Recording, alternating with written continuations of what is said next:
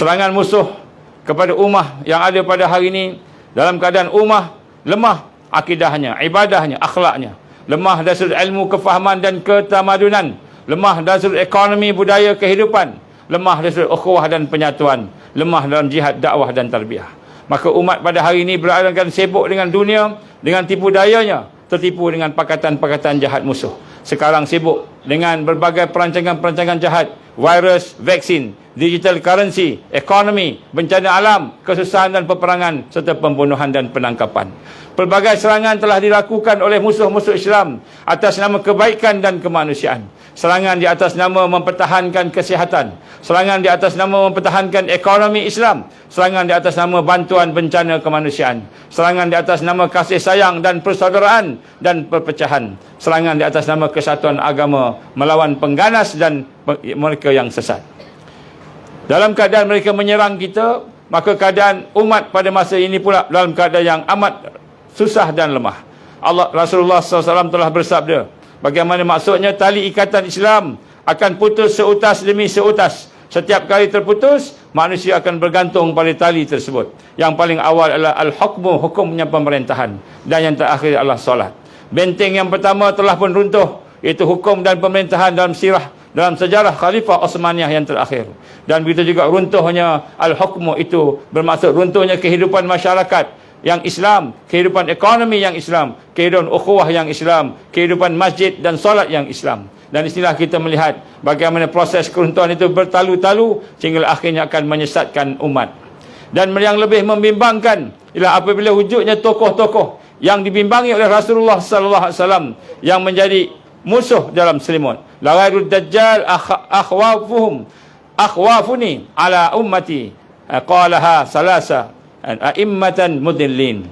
Ada perkara yang lebih aku takut, aku bimbang terhadap umat aku. Dan Nabi berkata 3 kali, itulah pemimpin-pemimpin yang menyesatkan. Ada yang paling aku khawatirkan, yang aku khawatirkan dari kalian lebih daripada Dajjal. Maka beliau ditanya, siapa ya Rasulullah? Maka baginda menjawab, ulama usu. Di sinilah kita melihat bagaimana di samping daripada berlakunya perkara-perkara yang tersebut, dengan serangan-serangan yang bertalu-talu tadi, berlaku pula bagaimana kelemahan-kelemahan itu ditambah dengan mereka yang memimpin tetapi menyesatkan. Bagaimana hadis Nabi sallallahu alaihi wasallam dalam satu riwayatnya, hadis Tirmizi, akan muncul di akhir zaman orang-orang yang mencari dunia dengan agama, dan di hadapan manusia mereka memakai pakaian baju bulu kambing untuk menunjukkan tawaduk, rendah hati mereka. Lisan mereka lebih manis dari gula, namun hati mereka adalah hati serigala.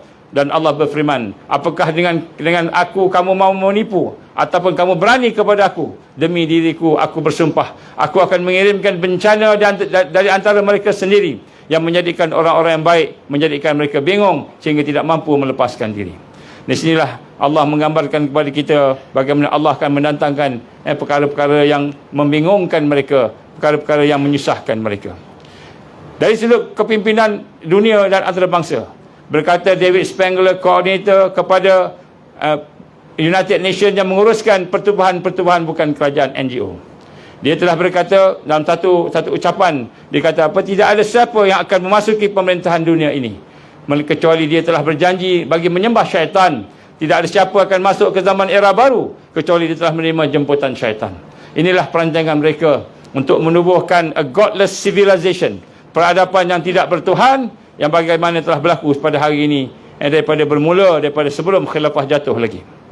Maka akibat daripada serangan-serangan tersebut, maka umat Islam telah berpecah dari sudut 73 golongan, dari sudut akidah dan kesesatan. Begitu juga terpecah daripada mereka yang ingin bangkit. Muslim terpecah 3. Yang pertama, mukmin yang beriman tanpa nifak. Yang kedua, orang yang munafik yang penuh dengan kemunafikan tanpa iman. Yang ketiga ialah fasik dan fajir, mereka yang hanya mengikut arus sahaja. Barakallahu wa lakum bil Qur'anil azim, wa nafa'i wa iyyakum fi bima fihi minal ayati wa zikril hakim, wa taqabbal minni minkum wa minkum salat tilawah innahu huwas samiul alim. Aku li qauli hadza astaghfirullahal azim li wa lakum.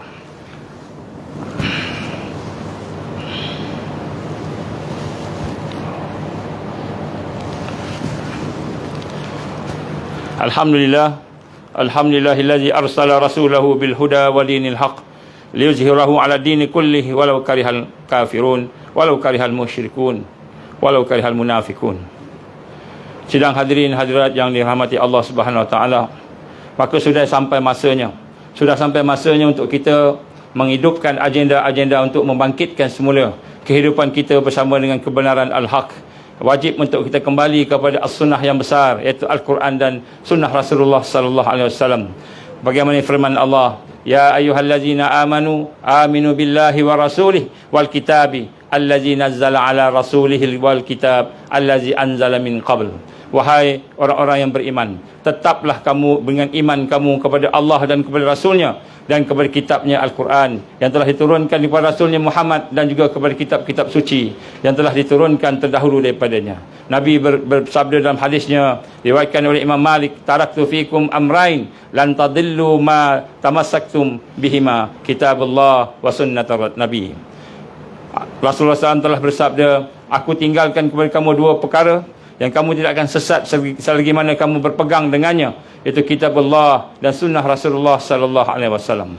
Di sinilah kita melihat bagaimana kita perlu menghidupkan tiga agenda al-mahdiyin yang telah dihurai oleh ulama-ulama melihat kepada gerakan dakwah dan tarbiyah Rasulullah sallallahu alaihi wasallam. Yang pertama, agenda al-mahdiyin itu ialah menghidupkan hati dengan iman dan akidah yang benar, ibadah yang sahih dan akhlak yang sempurna. Hidup bersama dengan manhaj islah, iaitu sistem untuk perubahan sebagaimana yang telah digambarkan dalam hadis ghuraba oleh Rasulullah sallallahu alaihi wasallam. Dan bada'ul islamu ghariban wa sayaudu ghariban kama bada fatuba lil ghuraba.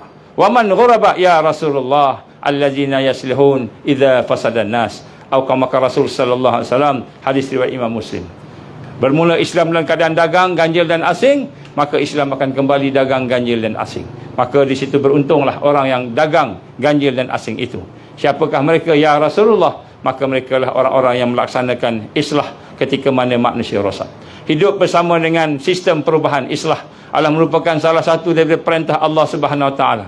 Islah diri iaitu tarbiyah, islah sekitar masyarakat itulah dakwah, islah dunia itulah jihad. Dan amalan-amalan untuk hidup itu mestilah amalan-amalan yang berasaskan kepada Al-Quran dan hadis Nabi sallallahu alaihi wasallam. Solusi kedua yang perlu kita lakukan dengan urgent, dengan penting pada hari ini ialah mestilah kita hidup bersama dengan mereka yang berjuang, taifah dan perjuangan. Hidup bersama dengan taifah mesti ada kepimpinan dan ketaatan, ilmu syarak yang menepati wakil semasa. Hidup bersama taifah ini membawa kepada hidup bersama ukhuwah dan kasih sayang, bersama dengan keluarga-keluarga yang ikhlas, dan terus kita menghidupkannya dengan gerak kerja sebagaimana yang telah diperintahkan oleh Allah Subhanahu wa taala. Solusi yang ketiga, hendaklah kita selamatkan diri kita daripada sistem jahiliyah dengan agenda-agenda yang merosakkan, bukan hanya sekadar kita mengikut mimpi-mimpi ataupun arus semasa. Dan kita tidak pula mengikut sistem-sistem Yahudi yang ada ini berdasarkan kepada pengaruh ulama-ulama usul, ulama-ulama jahat dan juga pemimpin-pemimpin yang menyesatkan.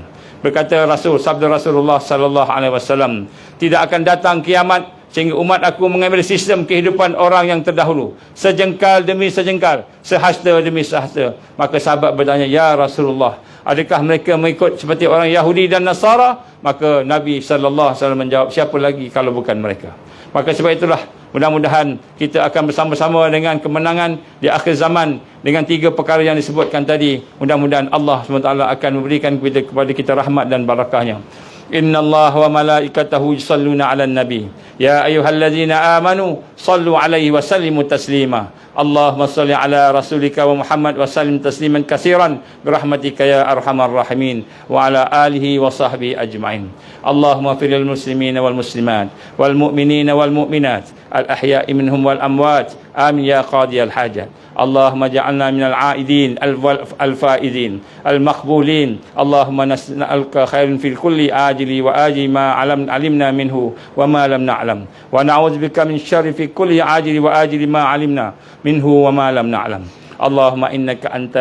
اللهم إنك تعلم أن هذه القلوب قد استمت على محبتك والتقت على طاعتك وتوحدت على دعوتك وتعهدت على نصرة شريعتك. فاثق اللهم رابطتها وعلي مدها واهدها سبولها واملأها بنورك الذي لا يخبو واشرح صدورها بفيض الإيمان بك وجميل التوكل عليك وأحيها بمعرفتك وأمت على شهادة في سبيلك إنك نعم المولى ونعم النصير. اللهم اغفر لنا ولوالدينا وارحمهما كما ربيانا صغارا. ربنا آتنا في الدنيا حسنة وفي الآخرة حسنة وقنا عذاب النار. وصلى الله على سيدنا محمد وعلى آله وصحبه وسلم والحمد لله رب العالمين. السلام عليكم ورحمة الله وبركاته.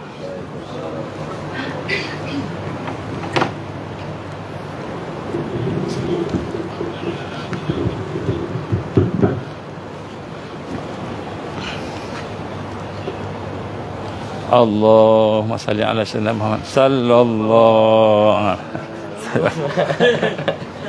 Lama sangat tunggu sampai makan tak boleh.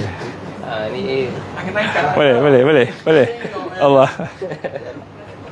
Allah asyik. Lama sangat duduk. krem. Allah keren Allah. Mak saya baca lah. Allah. Apa-apa cakap-cakap. Allah. Allah teruskan. Allah ya. Allah. Assalamualaikum. Assalamualaikum.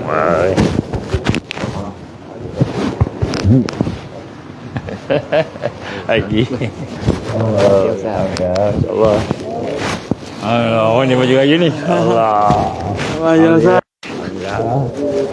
Allah kan. Assalamualaikum warahmatullahi wabarakatuh. Alhamdulillah, saya ingin mengucapkan selamat Hari Raya Aidilfitri dan insya-Allah mudah-mudahan Allah Taala mengampunkan semua dosa kita, terima semua amalan kita. Mudah-mudahan Allah memberikan kepada kita kekuatan untuk istiqamah di atas jalan iman, Islam dan ihsan, di atas jalan jihad fisabilillah, JDT insya-Allah. Jadi sama-sama kita doa supaya kita diberikan oleh Allah kekuatan untuk istiqamah dengan semua amalan-amalan yang ada insya-Allah. Wabillahi taufiq wal hidayah. Assalamualaikum warahmatullahi wabarakatuh. Salam alaikum. Taqabbalallahu minna wa minkum.